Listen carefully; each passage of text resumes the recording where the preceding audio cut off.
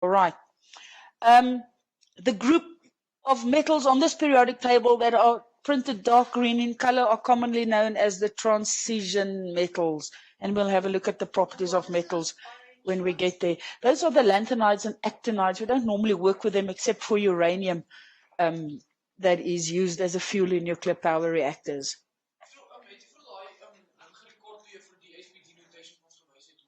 I think I did, yes. Okay. All right. If you look in your textbooks there on page 40, you will see there are the first few bulleted points. They say group 1 and 2 metals are called alkali metals. Group 1 is the alkali metals. So group 1 is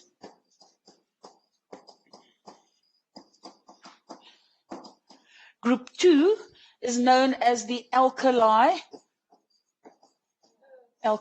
earth.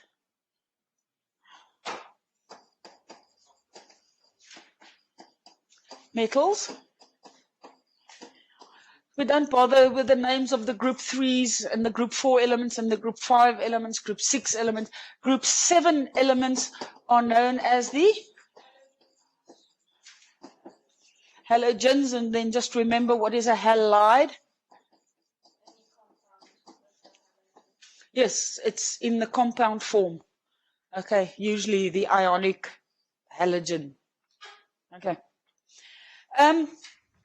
They talk about the transition metals that lie between group 2 and group 3. They form a unique group of metals, slightly different from those of group 1 and 2. Remember, metals are shiny, malleable, ductile, sonorous, good conductors of heat, good conductors of electricity.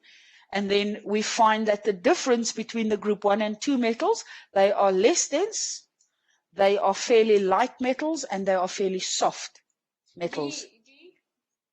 Group 1 and 2 metals are less dense, they are soft. Many of them float on water. They are soft, so they aren't high, they don't have high densities. Okay. We find that the transition metals, they usually form colored compounds, and they usually have higher densities with higher melting and boiling points. All right. Remember, the boiling point and melting point of mercury will not fit the pattern because it's a liquid at room temperature. Okay, I don't want to say more about the metals at this point.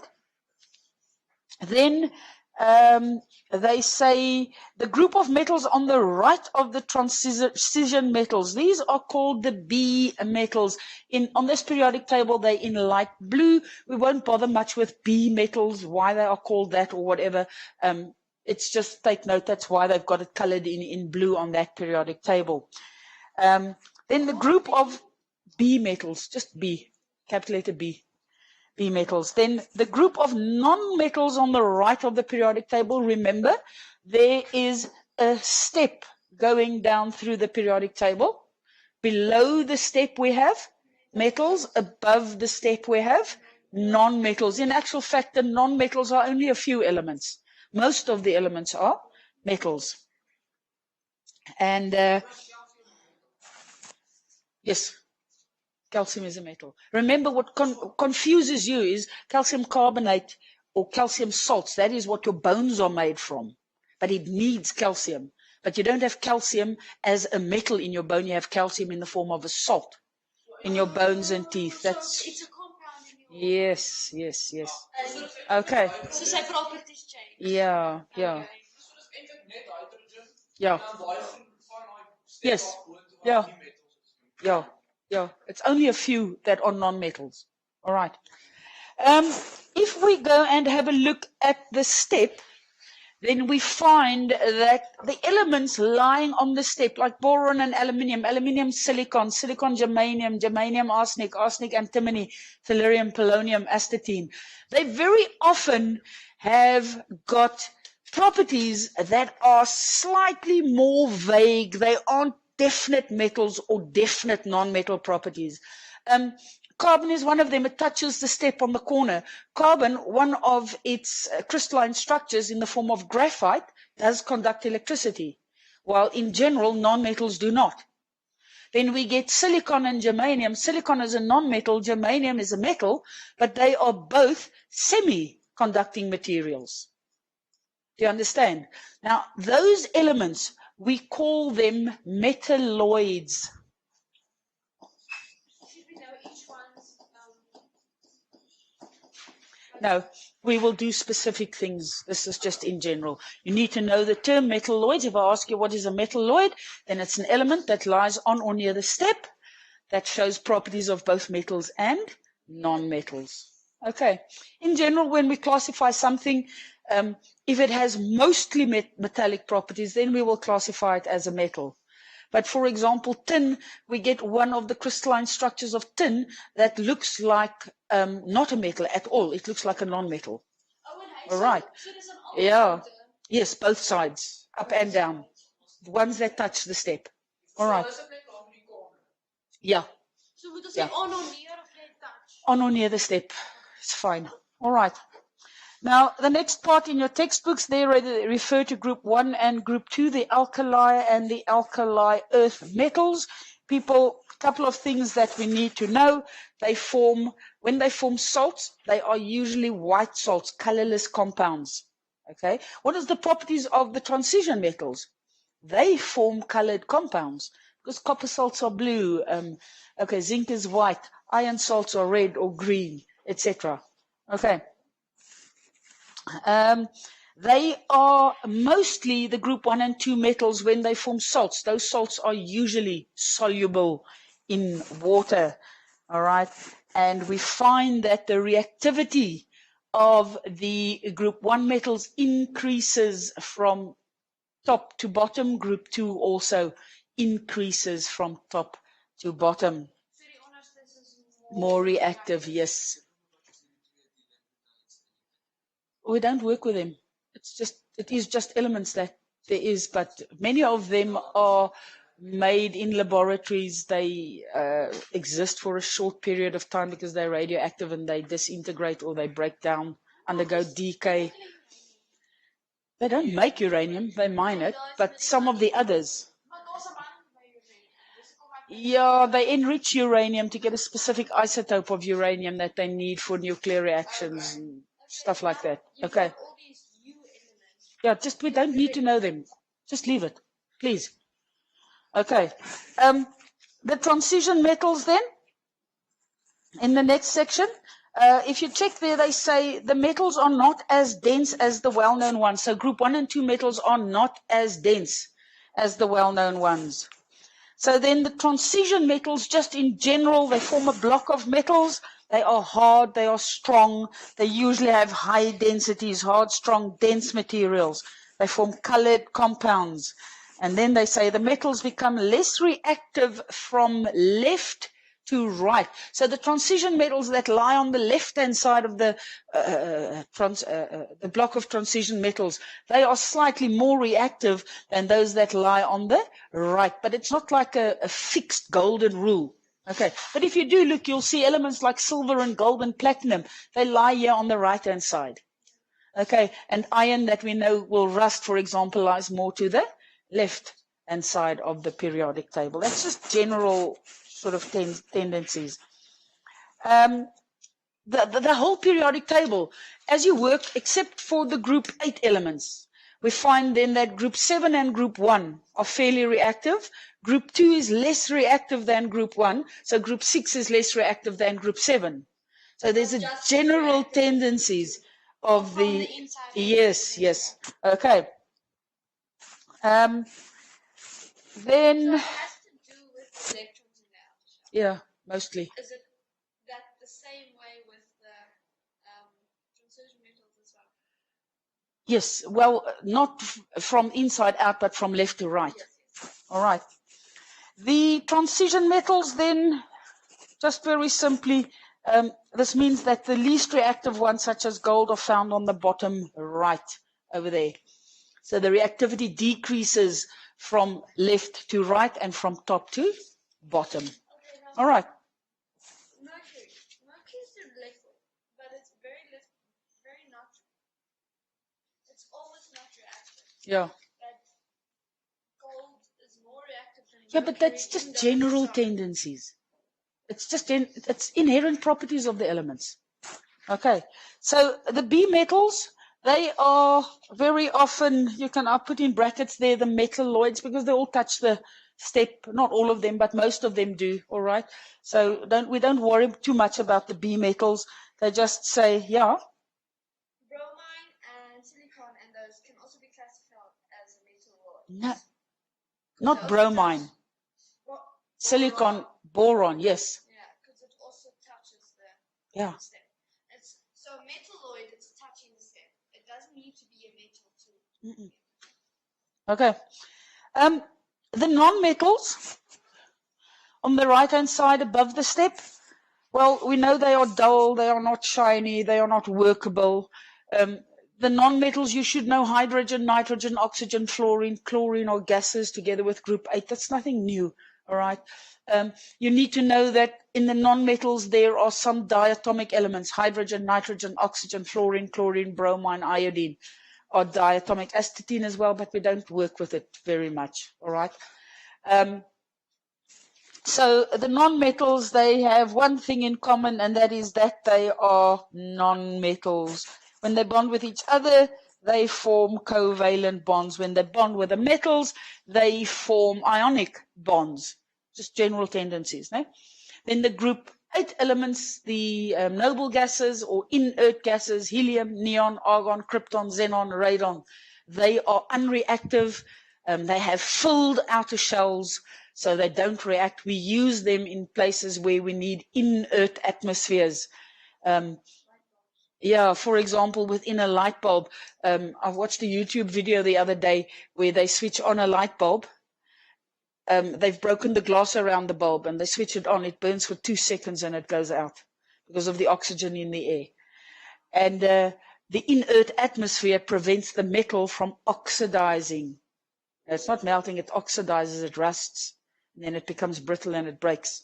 Okay, and it doesn't conduct as well. So, yeah. Yeah. Yeah, it will stop working, yes. All right.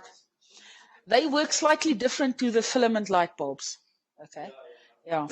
All right. Then the lanthanides and the actinides, you can just put a bracket around it. We don't do anything. Just know uranium is the most important one because it's used as fuel in power reactors, etc. And it's mined in Namibia. When we do the extraction processes, we'll have a look at uranium again. Then they go and specifically look at group 1, the alkali metals. In other words, lithium, sodium, potassium, rubidium, cesium, francium. And we find that their boiling points decrease. The bottom ones are, if it's a hot day, liquids at room temperature. All right. Their melting and boiling points decrease as we go down. Their densities tend to increase as you go down the group. Just general group 1 metals. Okay. The alkali metals. Cesium is classified as a solid, but if it's warm enough, room temperature, melting point is around about 24. Here by us, it'll usually be in the form of a liquid. You don't need to go and remember melting and boiling points. It's just general tendencies that you must know of. Yes. Yes. Yeah. Yes. Because you require more energy to boil. Well, it's got to do with the forces. Yeah. It's just, it's inherent properties. Yeah, that's a slight discrepancy or an aberration if you want to look at it like that. No. Sometimes we find that as the extra shell is added, the nuclei are further apart, so the forces holding the particles are acting over greater distances. But sometimes it's got to do with the extra shell has an extra positive charge to it. So these things all sort of play a role. Okay, so just in general, the general tendency is for boiling points to decrease, melting points to decrease, and density to increase. Okay. The group 1 metals in general are very reactive. If I had sodium and potassium in the laboratory, I would store them under an oily liquid or within an oily liquid. The simple reason for that is sodium and potassium are so reactive that if I had them not covered by an oily substance, they will react with the oxygen and the water vapor in the air. And here by us in the summer, there's lots of water vapor in the air. The potassium will start burning. The sodium will corrode. It will become hot. There is a chance of it starting to burn depending on how much moisture there is in the atmosphere. All right. So they are very reactive. We store them under like paraffin or any oily substance. You can't store them under water because they react with water violently. So they float on the surface, they run on the surface, they melt and they burn. Okay, potassium burns with a nice purple flame.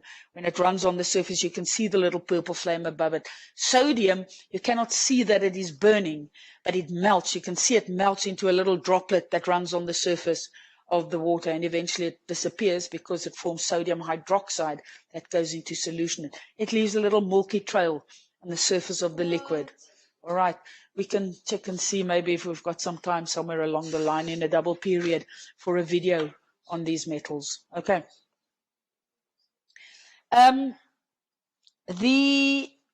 table 3.3 in your textbooks on page 42. There they have a look at the chemical properties of the alkali metals. Now, they all react with water. If you read the first three, lithium, sodium, and potassium reacts with cold water.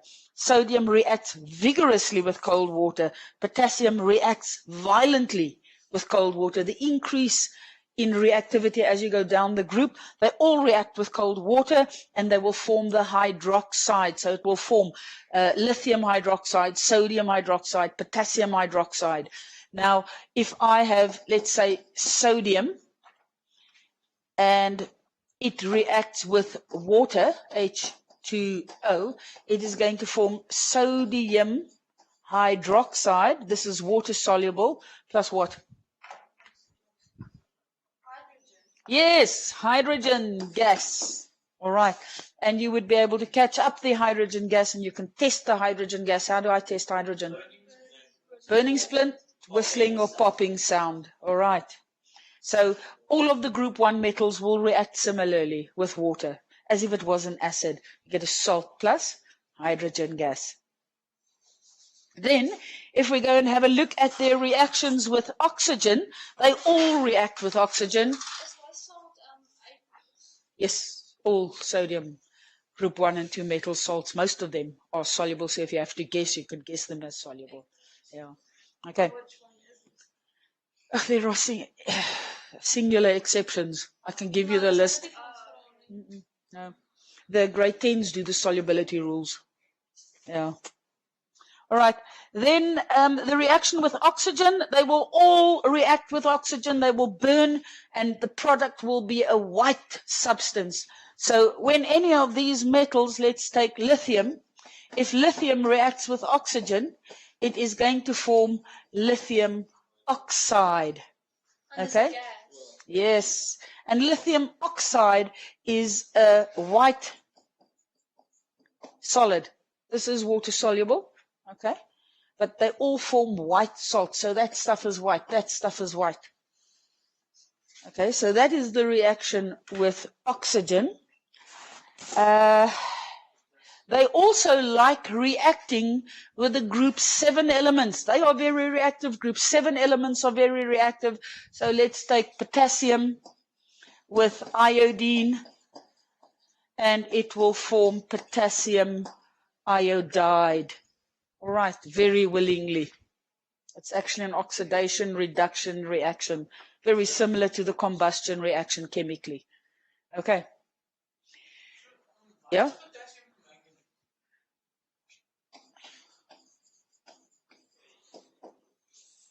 It is the permanganate part that is the active part. You could have just as well had sodium permanganate or whatever.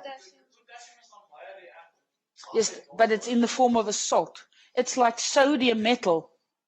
It burns when exposed to air or water. But sodium hydroxide is a stable salt, or sodium chloride. is a salt which is stable. Remember, the properties differ when they form compounds. Okay. So they like reacting with a group 7 elements and they form salts. The flame color, that is not part of your syllabus. The grade 10s do the flame color. Lithium is red. Sorry, is the salt white? Yes, they are all white salts. The flame color test, they just dip a piece of wire into the salt and they hold it in a flame, and the flame color changes depending on what metal we have. All right, so, but you don't have to worry about that. You don't do that. Lithium is red, sodium is yellow, potassium is purple. Yes, the symbol, lithium, sodium, potassium, all +1 metals because they lose their outer shell electron. And then the salts, you will see they are all white crystalline solids which are soluble in water. The sodium salts, or white crystalline solids which are soluble in water. The potassium salts, white crystalline solids which are soluble in water. Group 1 and 2 metals form white salts, and they are usually soluble. Some of the hydroxides of group 2 metals are insoluble. Okay, but in general, they form soluble substances. No, you don't need to know the flame test.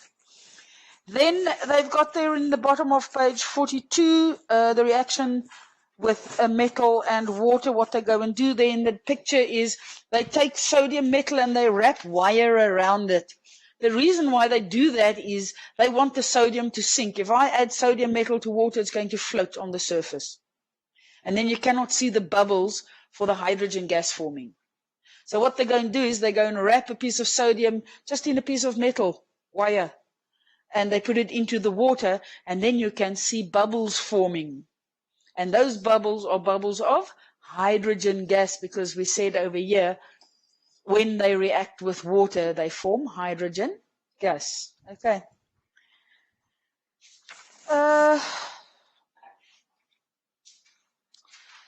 The reaction of the metal with water, this is an alkaline substance. pH will be greater than 7.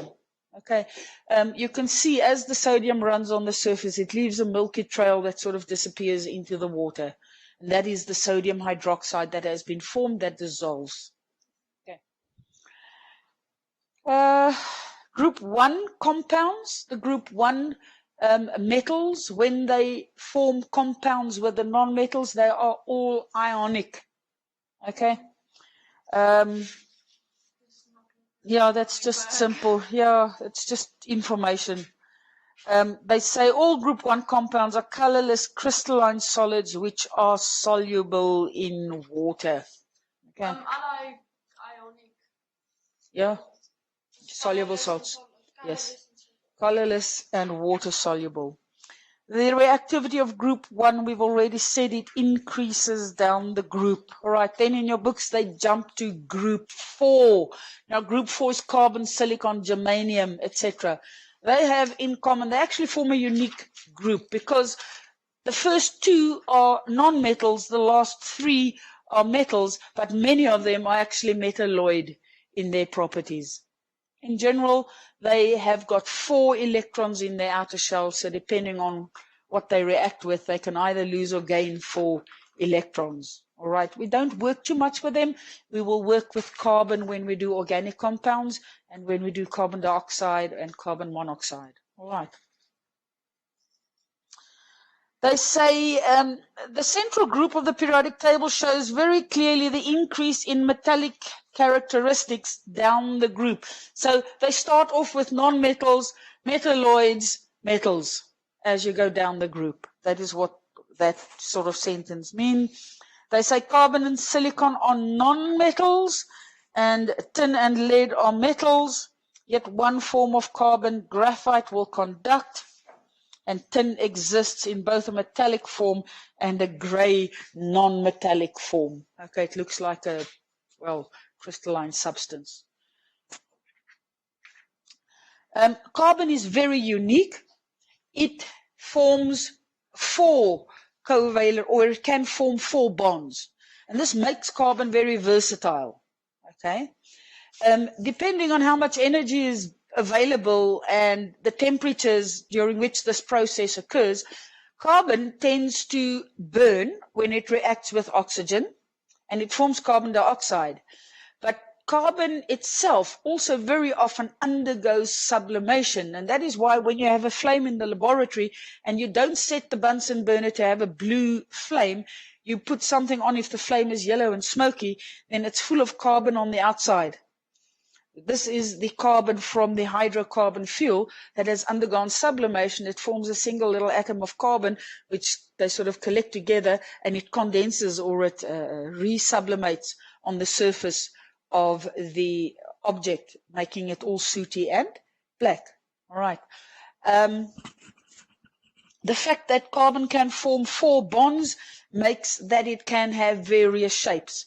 We know about the different crystalline structures of carbon, diamonds and graphite. And then there's another one, they talk about fullerene, but we'll have a look at them when we get to that.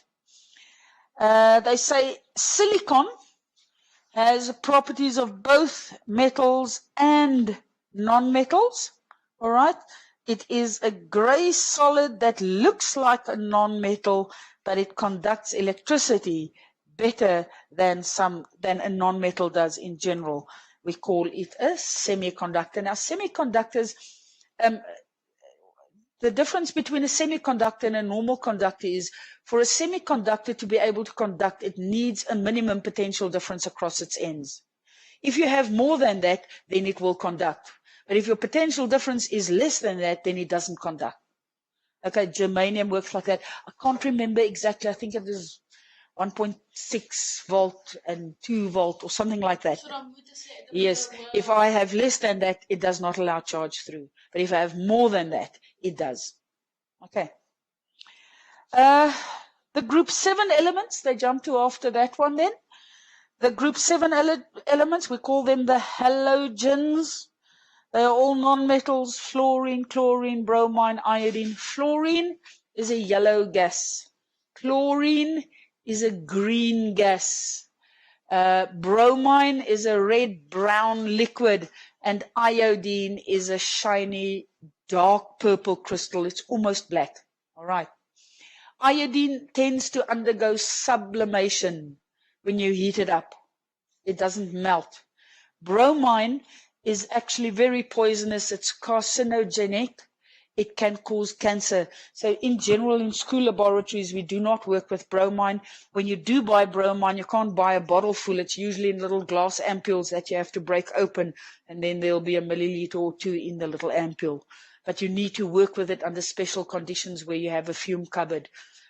You should not breathe in the fumes of bromine. And because it is a liquid, liquids tend to evaporate. Okay, so we don't work with bromine. We will work with salts of bromine, potassium bromide, for example, but we won't work with bromine as a liquid in the school laboratory. They say the group 7 elements, all of them are poisonous, but they are also very often micronutrients. For example, iodine. Your body needs iodine. It helps to regulate the function of the thyroid gland. But in too large amounts, it is poisonous. That is why they can chlorinate the water, because in small amounts, your body can cope with the chlorine. But in large amounts, it is poisonous. Okay. So in general, the halogens are all poisonous. Bromine especially is a carcinogen. Okay, it causes cancer. The halogens, there's a table 3.6. In general, if you go and have a look at melting point, fluorine is a gas, iodine is a solid. So what happens to melting point? Does it decrease or increase down a group? It increases, because solids have higher melting and boiling points than what gases do. All right? So general tendency, melting point increases. Boiling point also tends to increase down the group. The state at room temperature, fluorine is a gas, chlorine is a gas, bromine is a liquid, iodine is a solid. You must know that. And their colors, yellow, green, brown, and purplish, or almost black. The group 7 compounds, They are very reactive and they like reacting with the metals. Okay, so they form ionic compounds. And when they react with other non-metals, for example, hydrogen chloride, it forms covalent bonds. No, it forms molecular substances. Hydrogen sulfide, carbon dioxide, sulfur dioxide. These are molecular compounds, and molecular compounds have low melting and boiling points. No, they are usually in the form of gases. Single ones of them will be a solid at room temperature, and usually they also undergo sublimation if they are solids. More about the group 7 elements. They form ionic compounds. Metals are hard. They are crystalline. They contain negative ions. Typical one is sodium chloride.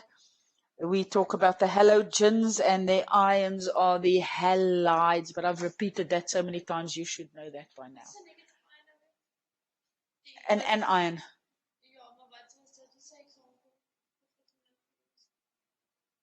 The halogens. Fluoride, chloride, bromide, iodide. Yeah, they're all -1. They all gain 1 electron when they form ions, because they have 7 electrons in their outer shell. Most halides are soluble. Here's one of the solubility rules that you can go and learn.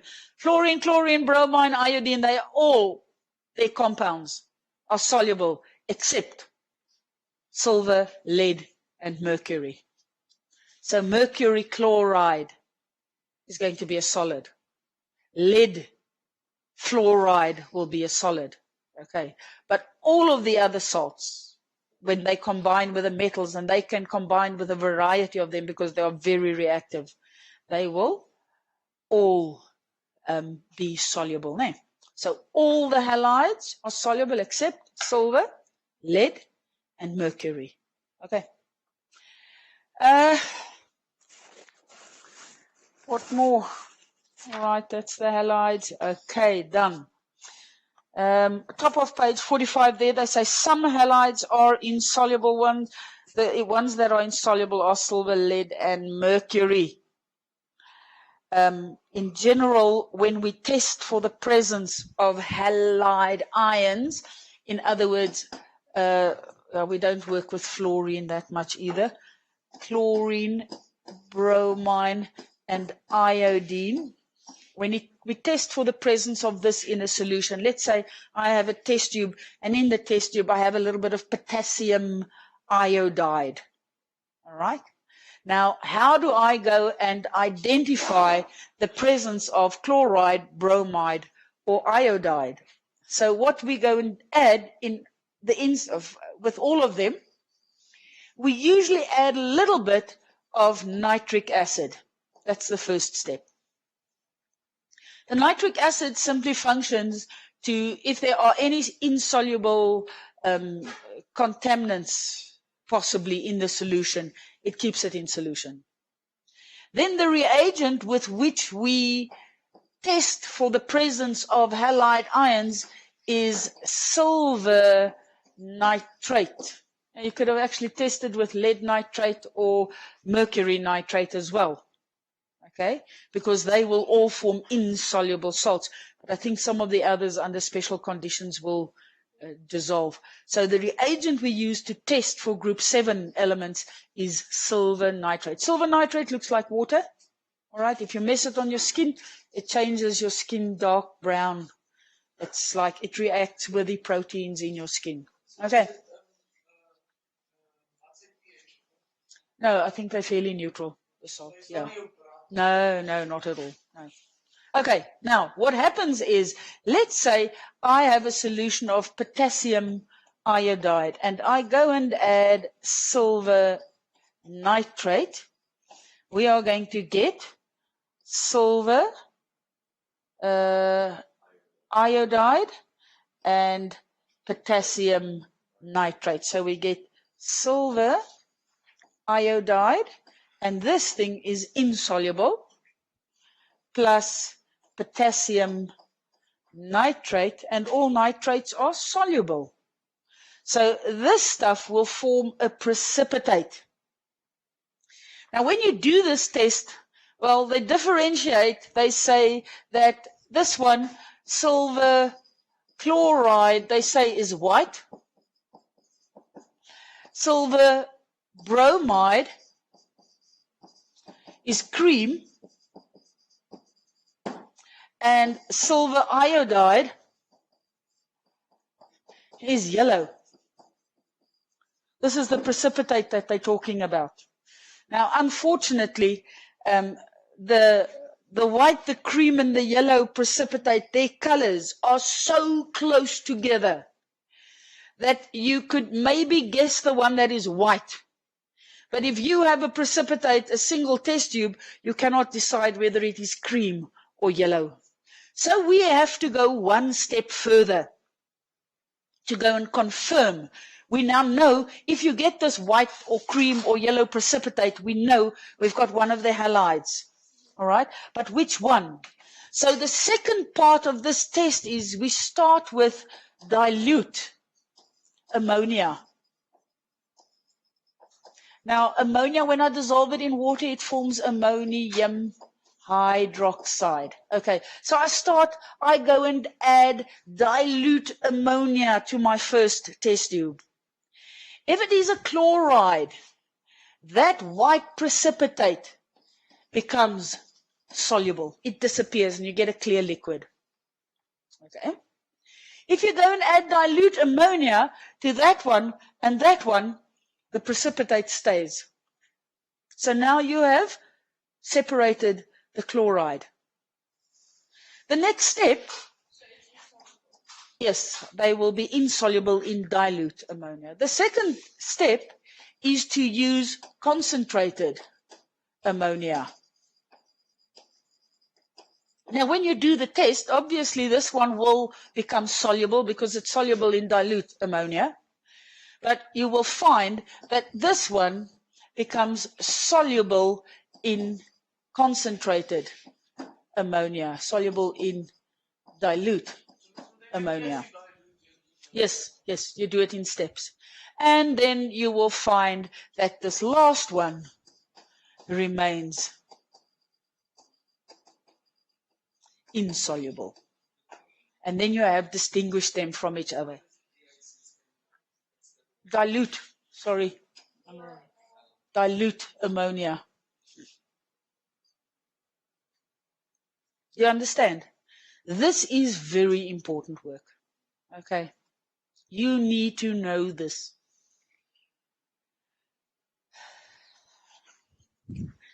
The identification of the halide ions in your textbooks. No, we don't work with that. Your syllabus just specifies chlorine, bromine, and iodine. Okay.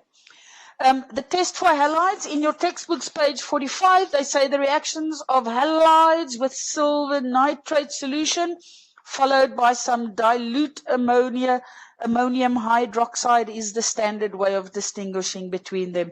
In the table, they show clearly chloride is a white precipitate, bromide is a cream, iodine is a yellow precipitate. Fluoride doesn't form a precipitate. There's a different way to test for that. It's not part of your syllabus. Then they say with dilute ammonia, the precipitate, the chloride, dissolves. The other two remain insoluble. So how do we distinguish them? We use concentrated ammonia, and we will find that the bromide will become soluble and the iodide will remain insoluble. Okay, that's it. Yes.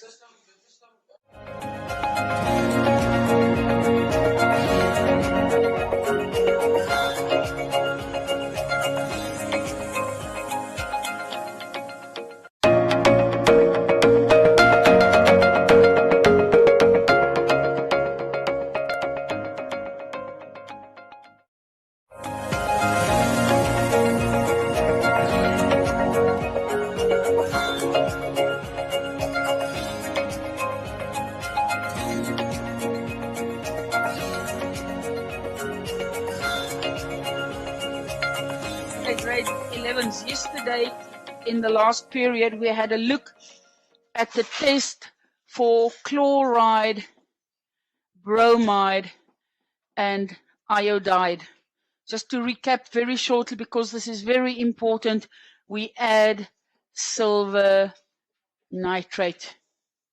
In each of them, we get a white precipitate, a cream precipitate, and a yellow. But you saw that they are very difficult to distinguish. One would probably, if you took a guess, be able to guess the white one.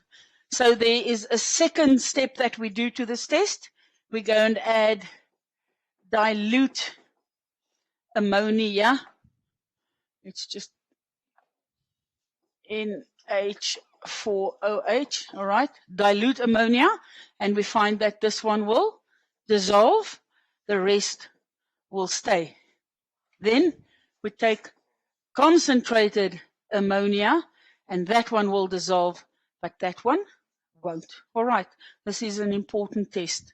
Over here, they acidify with a bit of nitric acid, just for impurities that could possibly interfere with the test. Okay. Now, we are still busy with the halogens and the halide ions.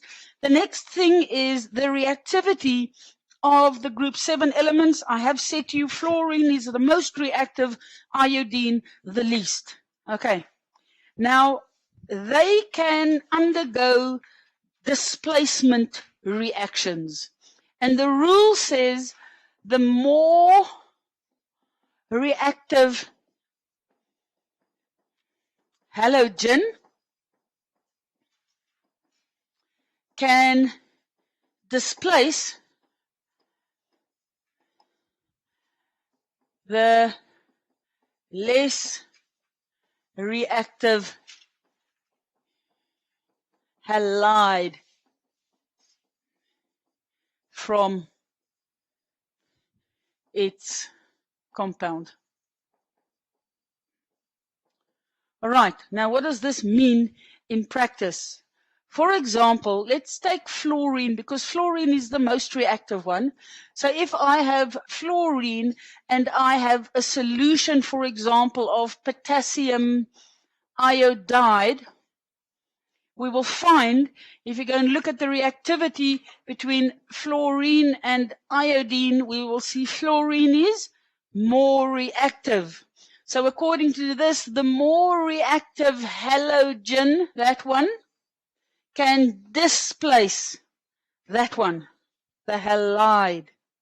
So the product that we will get would be potassium fluoride plus iodine.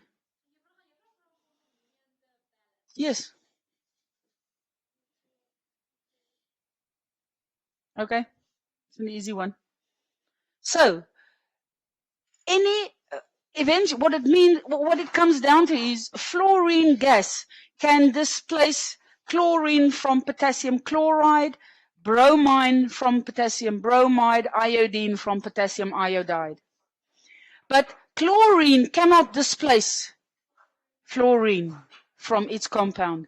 In other words, if I gave you this equation, if we said we have chlorine there and I bubble chlorine through a potassium fluoride solution, what is going to happen? Which one is more reactive? This one or that one? That one is more reactive. So can the less reactive one displace the more reactive? No, it can't. So here won't be any reaction. Yes.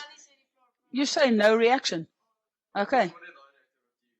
Yes, you need to know them. All right. That is very important. So this is, yeah?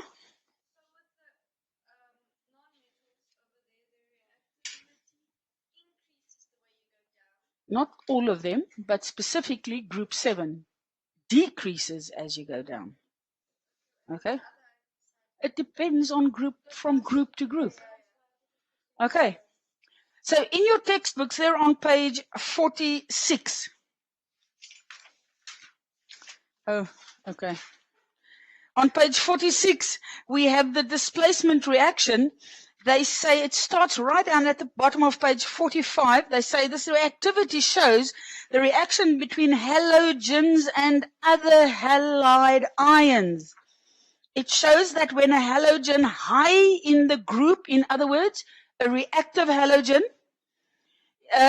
containing the is added to a solution containing the ions of one lower down, in other words, less reactive, there is a reaction. For example, chlorine solution is added to sodium iodide. There's a reaction. Chlorine plus sodium iodide will give you sodium chloride plus iodine. Below it, they say, this is because the chlorine is more reactive than the iodine. It competes with the iodine for the sodium ions and wins. If bromine solution is added to a solution of sodium chloride, there will be no reaction because bromine is less reactive than the chlorine. Mark off on that same page, question 3.5, 3.6. And, okay, not 3.7, 3.5 and 3.6. The next group that we look at is the group 8 elements, the inert or noble gases. Why are they inert? Why do we call them noble gases? They have filled outer shells. What does this mean? They don't have bonding places, so they can't bond. Now, it's not impossible. One can force them to react, okay? But in general, for the extent of our syllabus, they do not react. High temperature, high pressure, catalysts, etc. But it doesn't go easily. Okay. So right at the bottom, page 46, the unreactivity of the inert gases is that they have a full shell of electrons. And then just there's a table 3.9, general properties. We find that melting and boiling points and densities increase as we go down. All right. Melting and boiling point and density increases. Some of the uses of the inert gases everywhere where we need an inert atmosphere, for example, in light bulbs. They say the helium is used for filling airships and balloons. Now, historically, they used hydrogen as well. What was the problem with the hydrogen? Yes, it makes an explosive mixture when it's mixed with oxygen. All right, so the airships from the olden days, they used to be filled with hydrogen, but nowadays if you want to have an airship, it will be filled with helium, because helium is unreactive. They say it fills airships. It's used mixed with oxygen to form a gas for divers to breathe. Why? Yes, because the other elements can react. Okay? We are not designed to breathe pure oxygen. We breathe approximately 1/5 of the air that you take in contains oxygen. So when you go deep sea diving, can you suddenly start breathing pure oxygen? No. So they mix it with helium. Why with helium? It's unreactive. All right, because some of the... It's probably got to do with the availability, yes. Okay. Neon used in fluorescent lights. When an electric current is passed through neon, it gives off a bright light. Argon, filling of light bulbs, it's unreactive, so the filament does not burn away. The next group that we have to have a look at is the transition metals. Now remember we said that in terms of the properties of metals, shiny, malleable, ductile, sonorous, good conductors of heat, good conductors of electricity, but how do they differ from the group 1 and 2 metals? Usually the transition metals have high melting and boiling points, higher densities, and they form colored compounds. While the group 1 and 2 metals have lower densities, lower melting and boiling points, and tend to form white salts or compounds. Table 3.11, just general properties of some of the metals. There isn't a pattern that you say it decreases from left to right or from top to bottom or increases as you go. It's just very general. They've listed scandium, titanium, vanadium. So scandium, titanium, vanadium, then chromium, manganese, iron. It is the first horizontal row of the transition elements. It's period 1, 2, 3, 4. No, Okay, iron, cobalt, nickel, copper, and zinc. So they've just taken the first row, horizontal row. And very simply, if you go and look at melting point, it tends to decrease, boiling point tends to decrease, and density tends to increase, although there are some discrepancies. All right. They like asking questions. They give you a list of melting and boiling points, and they say, describe the trend. Then you must go and see, is there a general increase or decrease? Yes or no? It increases or it decreases. Are there any aberrations in that list, with the exception of that one and that one? Okay, that's how you describe the trend. Yes, you don't need to remember specific values or give specific reasons on that one. Okay.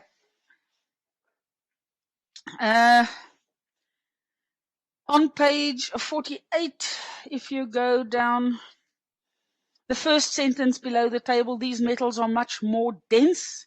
And in the second paragraph, transition metals form colored compounds. And then they list a couple of the transition metal salts, and you will see they are yellow, purple, green, blue, orange, brown, red, etc. Okay, they form colored compounds. It's not that some of them don't form white salts. For example, zinc forms a white salt, okay?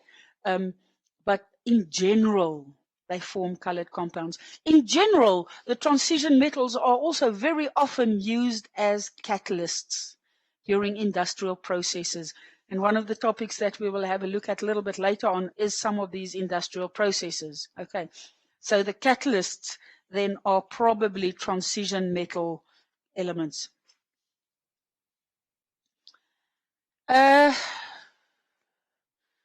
Uses of transition metals, because they are hard and strong, and because they are fairly unreactive in comparison, for example, to sodium and potassium and magnesium.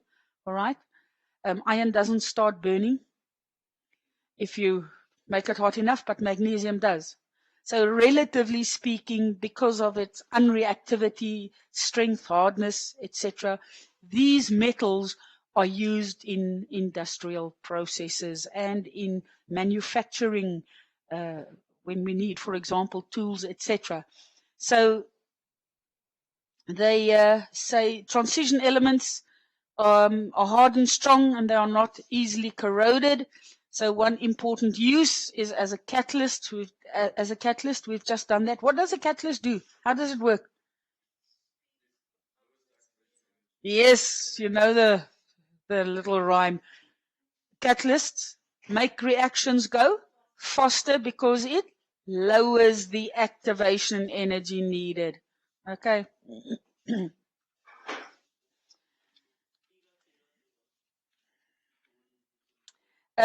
Table 3.13. There they're going to have a look at some industrial processes. We will have a look at ammonia, sulfuric acid, the making of those two. The catalysts are iron and vanadium and platinum and nickel and titanium, making of polythene. You must just know one or two uses. The first two, definitely, iron and vanadium, because we are going to do the Haber process and the contact process. Iron is in the manufacture of ammonia, the catalyst, and in the manufacturing of sulfuric acid, the catalyst is vanadium.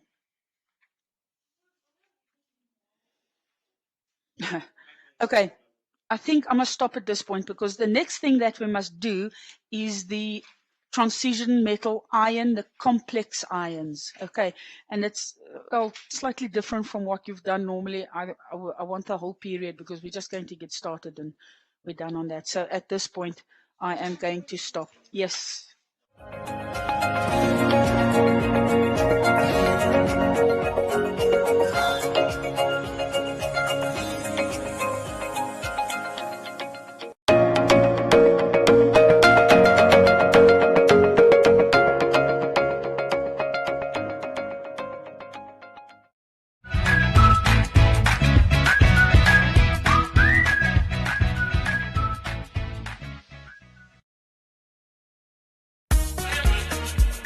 Catch Namibia's rising talents displaying the best goals, breathtaking saves, gevaarlijke 1-2 combination on the pitch, as well as the biggest misses. It's the MTC Hop Soul Youth League Soccer Show, showcasing Africa's next soccer superstars. Only on One Africa Television, every Wednesdays at 18:30. Yay, it's Super Disc on another level.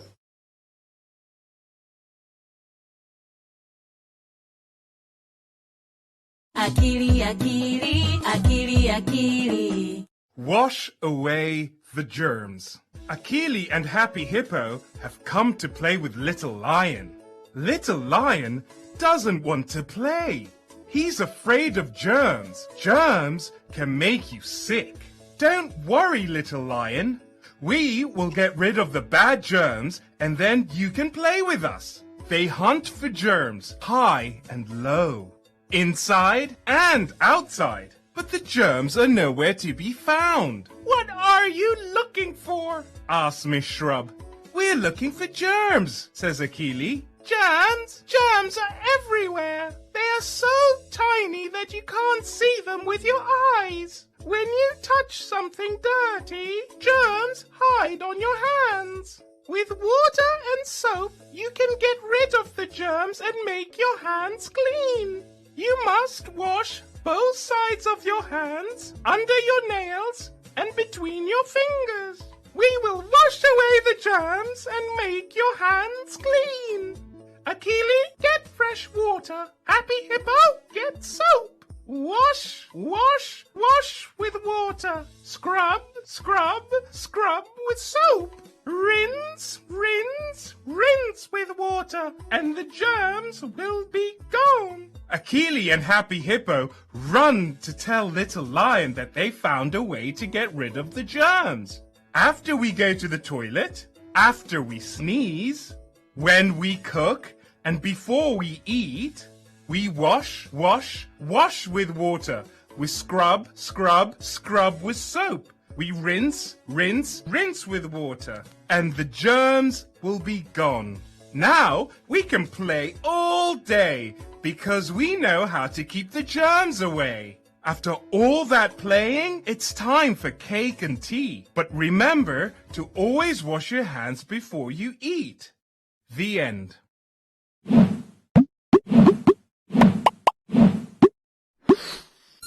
This week on It's a Wrap. Before election, the president was apparently coming to inaugurate those houses. As we speak, those houses were inaugurated, but they are incomplete. There's no water, there's no electricity, as we speak. So we don't understand what is really happening, but let me just say, me as an activist, I understand what is happening, but people don't understand. A lot of people don't understand, especially those that are in Paraloka. It was all political campaign. For few people that think they are powerful, the powerful politicians that were in power at that time, they made it as they made Paraloka like a